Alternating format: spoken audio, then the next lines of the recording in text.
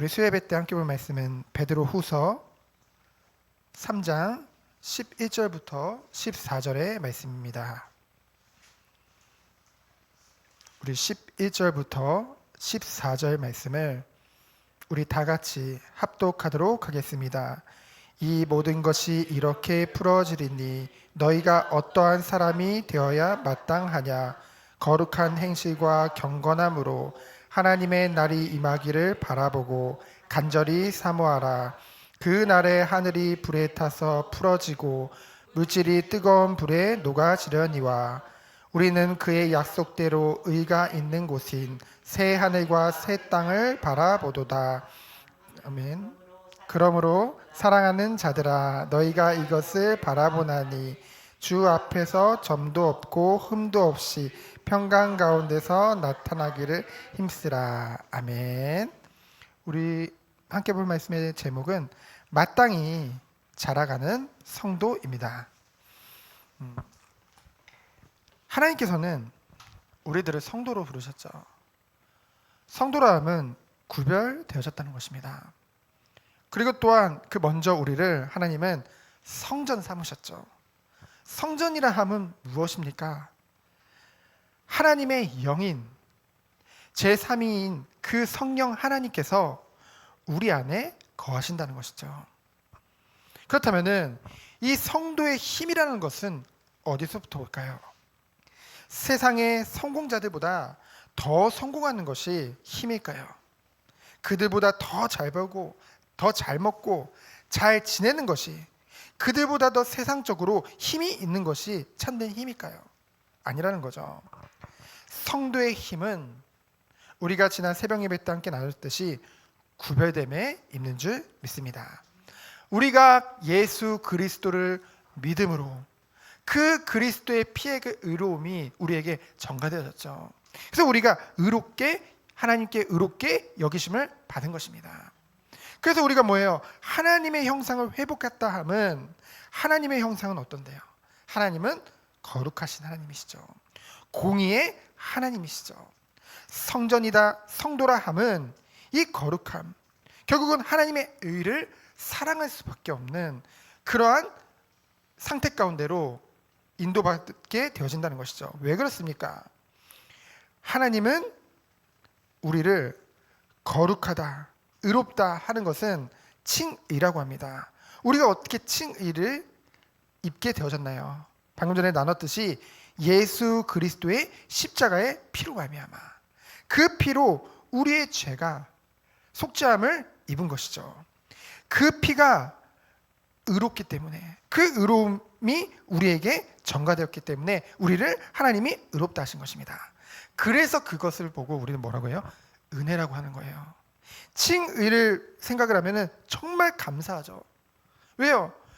우리는 완전한 타락 가운데, 무능 가운데, 부패 가운데 있었는데 완전하신 하나님께서 우리를 구원 주시기로 작정하시고 십자가에서 모든 죄를 사해 주시고 그것을 믿는 믿음을 우리에게 주셔서 예수 그리스도를 믿음으로 우리를 의롭게 하셨기 때문입니다.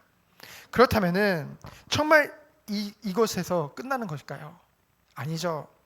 제가 요즘 이제 책을 읽고 있는데 이제 스프로울이라는 그런 아주 유명한 신학자가 쓴 책을 읽고 있는데요. 그곳에 이런 말이 나옵니다. 같이 이렇게 나누기 원해서 제가 여기다 적어봤는데요.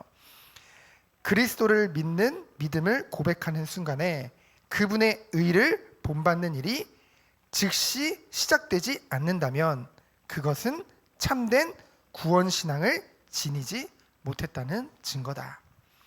왜냐하면 구원신앙은 반드시 열매를 맺기 때문이다.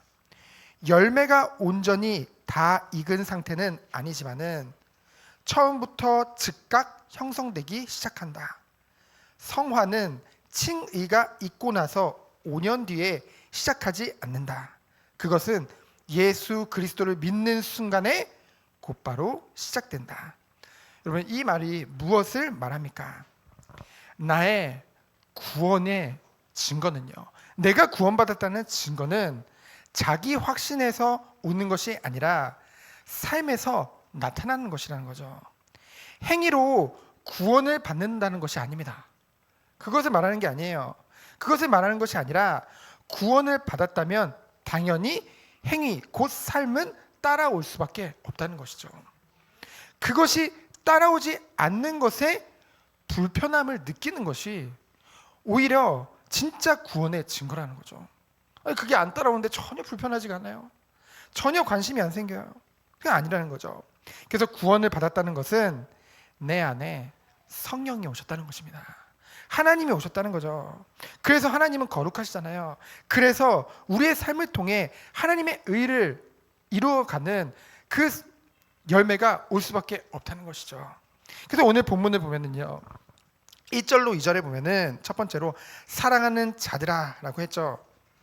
이게 이제 원문의 뜻을 보면은 아주 사랑하고는 사람들을 부를 때 그냥 사랑하는 사람이 아니라 정말 다정다감한 호칭이에요. 진짜 뭔가 마음과 그런 다정함과 그런 걸 다 담은 호칭이라는 거죠. 이것은 이제 오늘 베드로후서 3장에 보면은 4번이나 이 사랑하는 자들아라는 표현을 씁니다. 왜 그런 표현을 썼을까요? 우리가 지난 베드로후서 2장에 보면은 거짓 교사들에서 나왔죠. 그 거짓 교사들과 그들에게 미혹된 자들과 구별된 의미로 이렇게 불렀습니다. 그래서 뭡니까? 4번이나 반복했다는 것은 사도 베드로의 그 미혹되지 않은 그 순수한 진실한 마음을 가진 그 성도를 향한 애정과 그들을 향한 애틋함. 그래서 거짓 교사들이 지금 판치는 세상이잖아요. 주님 오시는 날이 가까워지면 가까울수록 곳곳에 거짓 선지자들이 많이 일어날 것을 말하고 있죠. 교회 아니나 교회 밖이나 너무나 이런 바른 믿음을 가지고 주님 오시는 그날을 향해서 나아가는 데 있어서 성도에게 있어서 많은 그런 미혹과 여러 가지 시험들이 온다는 것이죠. 그런 것을 보면서 뭡니까? 정말로 선한 싸움을 싸울 그 거룩한 주의 성도들에게 전달하고자 하는 내용을 담고 있습니다. 뭐라고 했습니까? 너희 진실한 마음이라고 했죠. 자, 그걸 봤어요. 정말로 하나님이 은혜 주시기로 작정된 자들에게 주신 것, 이 진실한 마음이라는 것은 그 사람이 착해서가 아니라 하나님이 주시는 마음이라는 걸 알게 됐습니다. 정말로 하나님의 은혜가 있는 자들은 진실될 수밖에 없어요. 주님이 정말 원하는 것이 무엇인지 알 수 있는 마음이 바로 진실된 마음이거든요. 그래서 그 진실된 마음 하나님이 주시는 건데요, 잊게요 생각나게 하시고요. 결국 거룩한 선지자가 누구로 말할까요? 바로 구약의 예언의 말씀들을 써내려간 그 저자들을 말하죠. 그리고 사도들이 명한 것을 어떻게 하려고요? 기억하게 하려고요. 결국은 무엇을 말합니까? 우리가 지금 마지막 때를 살고 있어요. 종말의 때를 살고 있습니다. 주님이 언제 오실지 몰라요. 근데 이때 정말 거짓 교사들이 일어나서 어떻게 한 사람에도 미혹해서 넘어뜨리려고 하고 있거든요. 그러한 시대를 보면 우리를 보호하는 것은 무엇입니까? 바로 주님의 말씀, 곧 하나님의 말씀인 줄 믿습니다. 그래서 우리들은 그 그리스도의 말씀, 그 하나님의 말씀을 더욱더 알기를 힘써야 될 줄 믿습니다. 그럼 두 번째로 3절로 13절에 보면은 재림에 관하여 이제 말씀이 나옵니다. 3절로 4절에 보면은 재림에 관하여 먼저 거짓 교사들은 뭐라고 합니까? 이 재림을 부인합니다. 말로 대놓고 부인하기도 하지만은 이렇게 속여요. 심판이 없다고 주장을 합니다. 이제 끝났으니까 심판이 없다고 자꾸 속이죠. 그렇게 되면 사람들이 뭡니까? 그러면은 뭔가 이런 지금 이 땅에서의 삶을 살아가는 동안 정말 하나님을 경외하면서 정말 이 마지막 때를 준비하는 그 마음이 자꾸만 없어진다는 거죠. 그것을 노리는 거죠. 그래서 그들의 특징을 3절에 보면요, 조롱하는 자들이라고 했습니다. 정욕에 따라 행하며 조롱한다고 했어요. 이 조롱한다는 것이 원래 뜻이 뭐냐? 아무렇게나 취급하다는 뜻이에요. 자기들에게 맡기신 그 성도들을 아무렇게나 취급한다는 거죠. 베드로서 2장에 보면은 그들의 특징은, 거짓 교사의 특징은 뭐예요? 호색하고 탐욕하고 조롱하는 것이 바로 거짓 교사들인데요. 그들의 부도덕함과 무책임함을 말하고 있는 것이죠. 그래서 그들이 뭐라고 합니까? 봐라, 하나님이 말씀으로 이 세상을 지은 다음에 지금 창조된 대로 그냥 있지 않냐, 그대로 있지 않냐, 무슨 재림이 오냐. 지금 몇천 년이 지났는데도 이 땅에 하나님이 만든 대로 그대로 가고 있는데 무슨 재림이 온다고 얘기를 하냐라고 얘기를 하죠. 그래서 결국은 뭡니까? 영원한 것을 바라보지 못하고 현세에 매여서 이것이 전부인 줄 알고 살아가게끔 자꾸만 속인다는 것입니다. 그거에 대한 사도 베드로의 대답이 5절로 7절에 나옵니다. 뭐라고 말합니까? 말씀으로 이 세상을 창조하신 그 하나님께서 말씀으로 또한 종말하실 수 있음을 증거하고 있죠. 그렇다고 한다면은 이 세상을 지금 보존하시는 이유에 대해서 9절에 분명하게 나옵니다. 하나님이 오래 참으시는 이유가 뭘까요? 이 악이 가득한 세상에. 그 이유는 하나님의 예정된 그 주님의 그 영혼들이 단 한 사람이라도 더 회개하기 위해서, 그렇죠? 그 구원을 위해서 하나님이 오래 참으사 이 모든 것을 보존하고 계시는 줄 믿습니다. 그래서 거짓 교사들은요, 이 재림을 부정할 수밖에 없죠. 그러나 분명히 성경 말씀에 예수님께서 다시 올 것을 말씀하셨잖아요. 그렇죠? 많은 사람들에게 보여주시고 수많은 증인들 앞에서 증거해 주시고 그리고 분명히 약속하셨잖아요. 그렇기 때문에 우리 믿는 자들은 어떻게 해야 될까요? 10절에 보면은 주의 날은 도둑같이 올 것을 말씀하고 있습니다. 지금 당장 더디다고 뭔가 우리가 이것에 대해서 안심하고 방종된 삶을 사는 것이 아니라 우리는 늘 깨어서 기도하며 주님이 오실 날을 정말로 기다려야겠죠. 사모하면서. 그렇죠? 그래서 뭡니까? 그날 10절에 보면 다 드러날 것을 말씀하고 있습니다. 여러분, 지금 악인들이 뭔가 잘 되는 것 같고 악인들이 뭔가 판치는 것 같죠? 주님 오시는 그날 다 드러날 수밖에 없습니다. 우리는 그것을 보면서 주님을 바라보면서 나가야겠죠. 그렇다면 우리는 무엇을 준비해야 될까요? 11절부터 나오죠. 11절에 보니까 뭐라고 말씀하고 있습니까? 이 모든 것이 이렇게 풀어지니 너희가 어떠한 사람이 되어야 마땅하냐? 너희가 어떠한 사람이 되어야 마땅하냐? 뭐라고 했습니까? 거룩한 행실과 경건함으로 하나님 날 임하기를 바라보고 간절히 사모하라. 이렇게 말을 하고 있죠. 여러분, 이것은 거룩한 행실과 경건함으로 하나님 날 임하기를 바라본다는 것은 다시 한번 말씀드리지만 행위로 구원받는 것을 말하는 것이 아닙니다. 여러분, 천주교가 무엇이 잘못됐나요? 칭의 앞에 이 거룩함을 먼저 둔 거예요. 그렇죠? 행위를 먼저 둔 겁니다. 니들이 행위로 거룩해져야지 칭의를 받는다. 이게 천주교 교리거든요. 그게 아니잖아요. 우리는 하나님께서 먼저 선택하시고 우리는 뭔가 그 거룩함을 이룰 그게 우리에게 아무것도 없었다니까. 전적 무능이었잖아요. 전적 부패였고. 그래서 하나님이 속된 말로 묻지도 따지지도 않고 하나님 먼저 우리를 택하시고, 그렇죠? 십자가에서 다 우리의 죄를 그리스도의 피로 속죄하시고 우리를 부르신 것입니다. 우리에게 은혜를 주신 거예요. 그래서 우리를 먼저 의롭다 칭하신 것이죠. 그 증거로 무엇이 오는 거예요? 성화의 축복이 우리의 삶 가운데 올 수밖에 없는 것입니다. 그래서 우리들은 무엇을 바라보나요? 이 땅에 이제 예수님 오시는 그날 이 모든 땅들 다 불타고 다 없어지잖아요. 그렇기 때문에 우리는 이 땅에서의 삶에 소망을 두고 사는 것이 아니라 무엇을 바라보는 거예요? 13절에 새 하늘과 새 땅을 바라보는 것이죠. 그러면서 오늘을 살아가는 것입니다. 여러분, 이 종말, 이 재림을 부인한다는 것이 그만큼 중요한 거예요. 부인하게 되면은 우리는요, 이 땅에서의 삶에 우리도 모르게 방종의 삶으로 빠질 수밖에 없다니까요. 그것을 말하고 있는 것이죠. 그럼 마지막으로 우리가 누릴 축복은 무엇입니까? 14절로 18절에 보면은 18절에 뭐라고 결론을 내리고 있어요? 그리스도 안에서 자라가라라고 말을 하고 있죠. 14절에 보면은 주 앞에서 점도 없고 흠도 없다라는 표현이 나오죠. 베드로후서 2장 13절에 우리가 지난 철회 때 봤듯이 거짓 교사들은요, 점과 흠이 있어요. 그 점과 흠은 뭔가요? 하나님께 드려질 수 없는, 연락될 수 없는 그런 부정하고 의롭지 못한 그런 것들로 가득 차 있다는 거죠. 그렇다면 여러분, 점과 흠이 없는 유일한 것은 무엇입니까?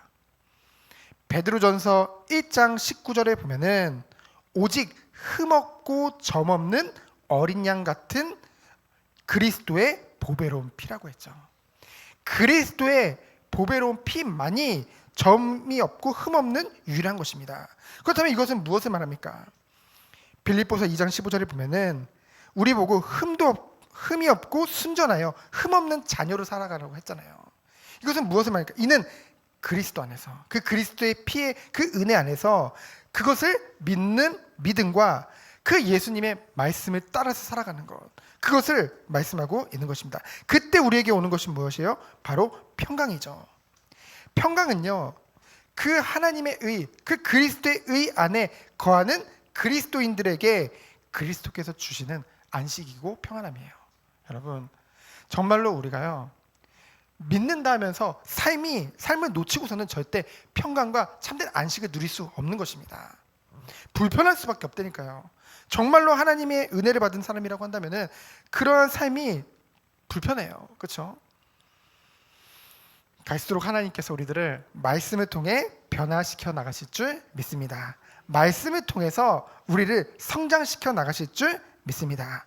그래서요, 뭐라고 했습니까? 15절에 보면은 바울도 그의 편지에서 이렇게 썼다. 그럼 우리가 지난 이제 바울 서신을 계속 살펴봤잖아요. 이 베드로 전후서 하기 전에, 야고보서 전에 보면은 이 바울이 쓴 편지들을 우리가 계속 봤잖아요. 에베소서부터 시작해서 쭉 봤잖아요. 고린도 전후서, 그다음에 에베소서, 갈라디아서 쭉 봤잖아요.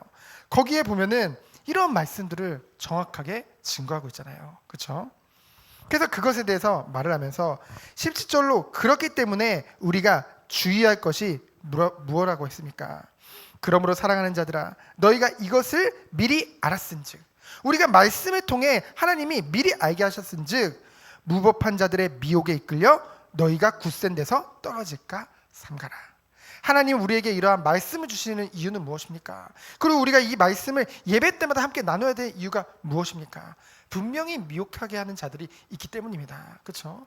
그것을 준비하는 것은 하나님의 말씀을 붙잡고 영적 이런 싸움 가운데 승리하는 그 비밀을 누린 것밖에 없겠죠. 그래서 결론은 무엇입니까?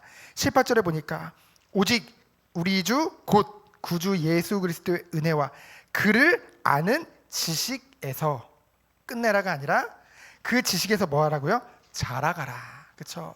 정말로 우리가 그리스도 안에 있다고 한다면은, 그 은혜 안에 있다고 한다면은 날마다 그리스도 안에서 자라갈 수밖에 없는 줄 믿습니다. 성장이 멈추지 않아요. 생명이 있기 때문에. 우리에게 생명이 있다는 것은 끊임없이 자라가는 거거든요. 그렇죠? 그 은혜가 우리 모든 성도에게 있어서, 그래서 정말로 우리가 지난번에 고백했듯이 무엇이 하나님이 원하시는 교회겠습니까? 정말 어린 신앙을 가진, 어린아이 같은 신앙을 가진 사람들이 가득 찬 것을 하나님이 원하시는 교회일까요? 뭐 그런 교회도 필요하겠죠. 하지만 하나님이 정말 원하시는 것은 한 영혼 한 영혼이 정말로 그리스도 안에서 그 장성한 분량까지 자라나서 정말로 영적으로 장성한 자, 성수된 자로 가득 찬 교회, 정말 예수님의 형상을 닮은 그 성도들로 가득한 교회인 줄 믿습니다.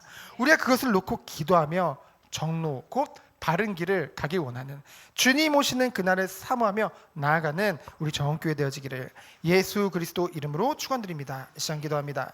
하나님 감사합니다. 그리스도 안에서 마땅히 자라가는 성도의 응답이 있는 우리 교회 되도록 주께서 축복하여 주옵소서. 살아계신 예수 그리스도 이름으로 기도합니다. 아멘.